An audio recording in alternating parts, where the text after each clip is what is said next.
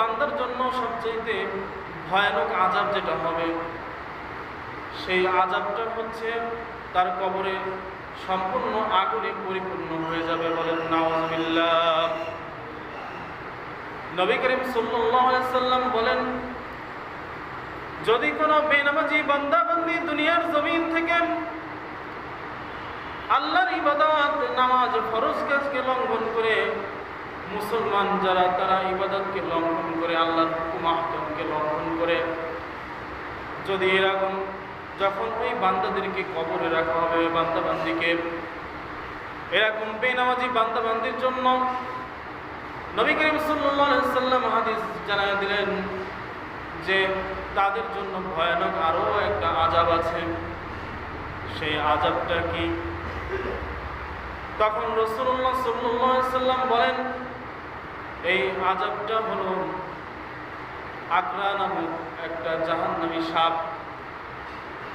এই আকরা নামক যে সাপটা, এই সাপটা ওই ব্যক্তিকে দংশন করতে থাকবে, ওই ব্যক্তিকে আযাব দিতে থাকবে, সবল মারতে থাকবে, সবল মারতে থাকবে। শুধু একদিন দুদিন না, ওই বান্দাবান্দিকে, ওই বেনামাজি বান্দাবান্দিকে কিয়ামত পর্যন্ত এভাবে ওই সাপ তাকে আযাব দিতে থাকবে। বলেন নাউযুবিল্লাহ। সুতরাং সম্মানিত মুসলমান ভাই বোনেরা, সম্মানিত মুসলমান আল্লাহর বান্দা ও বান্দিরা, আমরা যারা এখনো বেনামাজের দিকে আছি, নামাজের সময় হলে নামাজ আদায় করি না, আল্লাহ তাআলা রব্বুল আলামিনের এই গুরুত্বপূর্ণ যেই নামাজকে আমাদের উপর ফরজ করেছেন, এই ফরজ কাজটা আমরা সকলেই পরিপূর্ণভাবে 5 ওয়াক্ত আযান হওয়ার পর আমরা সকলেই নামাজের জন্য প্রস্তুত হয়ে যাব। এই দুনিয়া কয়েকটা দিনের দুনিয়া, এই দুনিয়া আপনি এখন আছেন, একটু পরে নাই, আমি আপনি এখন আছি, একটু পরে থাকবো না। এই দুনিয়া থেকে আমরা সকলেই বিদায় হয়ে যাব। সুতরাং একটু চিন্তা ভাবনা করে দেখেন যে দুনিয়া থেকে বিদায় নিয়ে যাব, আমি কতটুকু আমল নিয়ে যাইতে পারবো। আল্লাহ তাআলা রব্বুল আলামিন আমাদের সকলকে দুনিয়াতে যেই সুযোগটা দিয়েছেন, এই সুযোগের ভিতরে আমরা আমাদের আমলগুলো গুছায় নিয়ে যাইতে হবে। নবী করিম সাল্লাল্লাহু আলাইহি সাল্লামের কন্যা ফাতিমা রাদিয়াল্লাহু তাআলা আনহা, যিনি জান্নাতের সার্টিফিকেট পাওয়া সত্ত্বেও কিন্তু আল্লাহর আমলকে এক বিন্দু পরিমাণ ছাড়েন নাই।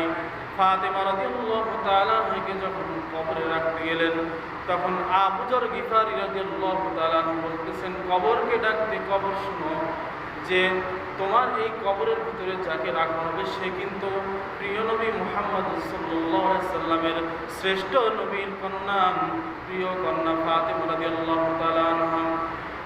আবু যর গিফারিকে কবর ডাক দিয়ে বললেন, আবু যর গিফারি, তুমিও শুনে রাখো, এই কবরে কে নবীর কন্যা, কে নবী, কে আল্লাহর ওলি, এগুলো পরিচয় আমার কাছে চলবে না, এমন কোনো সার্টিফিকেট আমার কাছে চলবে না। আমার কাছে একটাই সার্টিফিকেট, আমলের সার্টিফিকেট।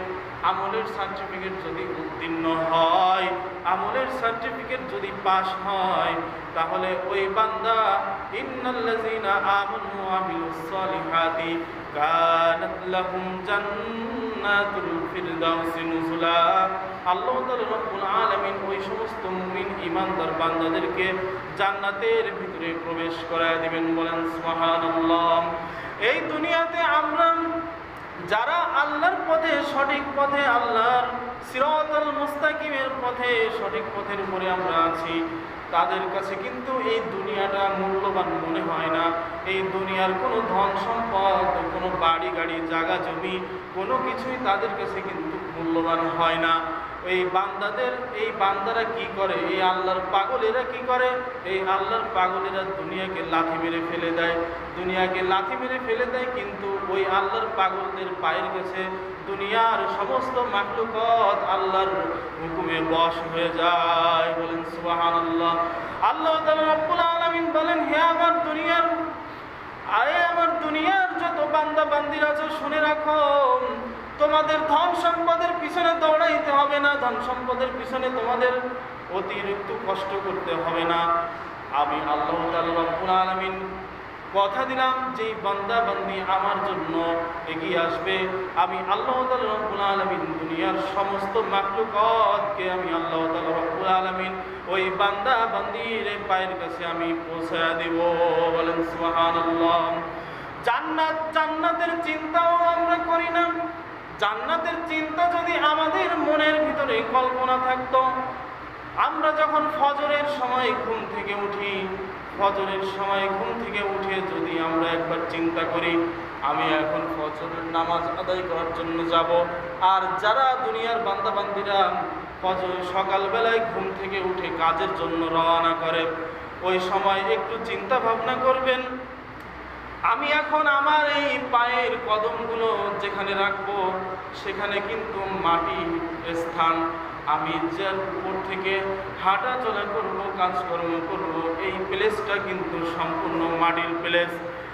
ওই সময় আমি চিন্তা ভাবনা করব যে আল্লাহ তাআলা রব্বুল আলামিন আমাদের জন্য জান্নাতের ভিতরে যে রাস্তা রাখছেন, আমরা যেখানে দাঁড়িয়ে থাকবো, হাঁটা চলা করব, জান্নাতের নবী করিম সাল্লাল্লাহু আলাইহি সাল্লাম বলেন জান্নাতের ভিতরে জান্নাতি ব্যক্তিরা যেই উপর থেকে স্থানের উপর থেকে হাঁটাচলা করবে ওই স্থানগুলো সম্পূর্ণ হবে মেশক জাফরানের দ্বারা তৈরি। বলেন সুবহানাল্লাহ।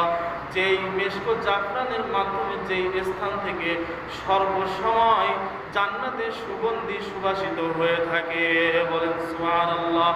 শুধু তাই নয়, জান্নাতি ব্যক্তিরা যেই আসনে বসে থাকবে হেলান দিয়ে, হাদিস শরীফে নবী করিম সাল্লাল্লাহু আলাইহি সাল্লাম বলেন ওই আসনটা থাকবে মণিমুক্তা দ্বারা খচিত, ওই আসনের ভিতরে হেলান দিয়ে বসে থাকবে এবং তখন আল্লাহ তাআলা রব্বুল আলামিন বলবেন যে হে আমার জান্নাতি বান্দাবান্দিরা, তোমাদের মনের মুহূর্তগুলো দেখো আমি কত প্রশান্তময় করে দিব, কতটা শান্তিময় তোমাদের মন করে দিব। জান্নাতের হুরদেরকে, হুর কাকে বলা হয়? জান্নাতি স্ত্রীদেরকে। এক একটা পুরুষের জন্য কমপক্ষে 70 জন জান্নাতি মেয়ে আছে। এই জান্নাতি মেয়েরা তখন আল্লাহ তাআলা রব্বুল আলামিনের হুকুমে গান করা শুরু করবেন। আল্লাহ তাআলা রব্বুল আলামিন বলবেন তোমার পুরস্কার দেখো কত সুন্দর পুরস্কার। গান থেকে শুরু করব, সঙ্গীত থেকে শুরু করব। জান্নাতের ভিতরে সঙ্গীত থাকবে হালাল, সমস্ত পানীয় দ্রব্য থাকবে হালাল। জান্নাতের ভিতরে হারাম কোনো খাদ্য নাই, সব কিছুই হালাল। জান্নাতের ভিতরে হুররা নাচানাচি করবে হালাল। জান্নাতের ভিতরে জান্নাতি হুররা ওই জান্নাতি বান্দাকে প্রশান্তময় করার জন্য, শান্তিময় মন দেওয়ার জন্য তাদের সামনে এসে নাচানাচি করাটাও জান্নাতে থাকবে হালাল। এবারে জান্নাতি ওই ব্যক্তি বসে বসে যখন সঙ্গীত পরিবেশন করবেন, জান্নাতি ওই হুরেরা, জান্নাতি মেয়েরা যখন এভাবে সঙ্গীত পরিবেশন করবেন, হাদিস শরীফের নবী করিম সাল্লাল্লাহু আলাইহি সাল্লাম বলেন ওই জান্নাতি সঙ্গীতটা হবে সবচাইতে নরমাল, সবচাইতে নিম্ন পর্যায়ের কণ্ঠ এবং সুর। নবী করিম সাল্লাল্লাহু আলাইহি সাল্লাম বলেন ওই জান্নাতি হুররা যখন গান করবে তাদের ওই সঙ্গীত শুনে জান্নাতি ওই বান্দারা 70,000 বছর পার করে দিবে। বলেন সুবহানাল্লাহ। জান্নাতি এইরকম নরমাল সঙ্গীতের কারণে ওই বান্দারা আত্মহারা হয়ে, মতহারা হয়ে ওই সঙ্গীতের সুরের মাধ্যমে 70,000 বছর শান্তিভাবে তাদের কেটে যাবে। এরপর টের পাবে না, তারা বলবে যে এই মাত্র তো তারা গান শুরু করলো, এত দ্রুত গান শেষ হয় কিভাবে? আল্লাহ তাআলা রব্বুল আলামিন জানায় দিবেন এবার এর চাইতে শান্তিময় গান আর একজন সঙ্গীত পরিবেশন করবেন। সে হলো হযরতে দাউদ আলাইহিস সালাম। আমাদের একজন নবী ছিলেন দাউদ আলাইহিস সালাম। তিনি যখন দুনিয়ার জমিনে রাজত্ব করেছিলেন, নবুয়াতি করেছিলেন, তখন দাউদ আলাইহিস সালাম যখন কোরআন ওই দাউদ আলাইহিস সালামের উপরে যেই কিতাব নাজিল হয়েছিল, ওই কিতাব যখন তিনি তেলাওয়াত করতেন তখন সমুদ্রের সমস্ত মাছগুলো উপরে ভেসে উঠত। বলেন সুবহানাল্লাহ। এত সুন্দরময় কণ্ঠ আল্লাহ তাআলা রব্বুল আলামিন দাউদ নবীকে দান করেছিলেন। আল্লাহ তাআলা রব্বুল আলামিন তখন দাউদ আলাইহিস সালামকে দাঁড় করায়া দিবেন, সঙ্গীত শুরু করো। এভাবে দাউদ আলাইহিস সালামের কণ্ঠ শোনার পর বলবেন হে আল্লাহ এই আগে যে হুরেরা সঙ্গীত পরিবেশন করেছিল তাদের চাইতে হাজার হাজার গুণে সুন্দর দাউদ নবীর কণ্ঠ, বলেন সুবহানাল্লাহ। এবারে আল্লাহ তাআলা রব্বুল আলামিন বলবেন এবার এর চাইতে সুন্দর সঙ্গীত এবার আমি আল্লাহ তাআলা রব্বুল আলামিন নিজেই তোমাদেরকে শোনায়া দিব, বলেন সুবহানাল্লাহ। আল্লাহ তাআলা রব্বুল আলামিন তখন তার সামনে থেকে কুদরতি যে পর্দা আছে, নূরের পর্দা, এই পর্দাটাকে সরানোর জন্য রিজওয়ান ফেরেশতাকে হুকুম করবেন। রিজওয়ান রিদওয়ান ওয়ারিদওয়ানুম মিনাল্লাহ, এই রিজওয়ান ফেরেশতার নাম পবিত্র কোরআনে কয়েক জায়গায় আসছে। এই রিজওয়ান ফেরেশতাকে আল্লাহ তাআলা রব্বুল আলামিন বললেন, এই রিদওয়ান ফেরেশতা পর্দা সরায় দাও, আমি এখন আমার এই জান্নাতি বান্দাকে আমি আমার নিজের কণ্ঠে আমি তাকে সঙ্গীত শোনায়া দিব, বলেন সুবহানাল্লাহ। শুধু তাই নয়, জান্নাতের ভিতরে যে উপরে গম্বুজগুলো থাকবে, এই যে আমাদের দুনিয়ার বাড়ি ঘর যেটার উপরে আমরা বসবাস করি, উপরে হয়তো বা ছাদ ঢালাই দেওয়া আছে আর নয়তো বা টিন দেওয়া আছে, কিন্তু জান্নাতের ভিতরে প্রাসাদের উপরে যেই গম্বুজ থাকবে, এই গম্বুজ এবং আশেপাশে যেই স্থানগুলো থাকবে, এই সমস্ত কিছু মণি মুক্তা দ্বারা গঠন করা, বলেন সুবহানাল্লাহ। এইরকম শান্তিময় স্থান আল্লাহ তাআলা রব্বুল আলামিন মুমিন ঈমানদার নামাজি বান্দাদের জন্য রেখে দিলেন, সুবহানাল্লাহ।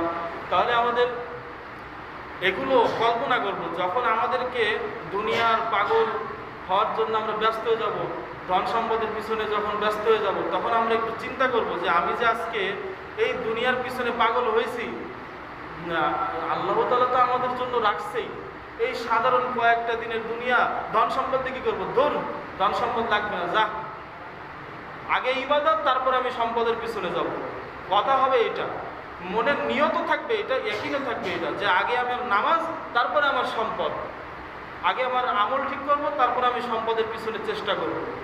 কিন্তু আমি আপনি আমলকে বাদ দিয়ে সম্পদের পিছনে পাগলের মতো ছুটছি।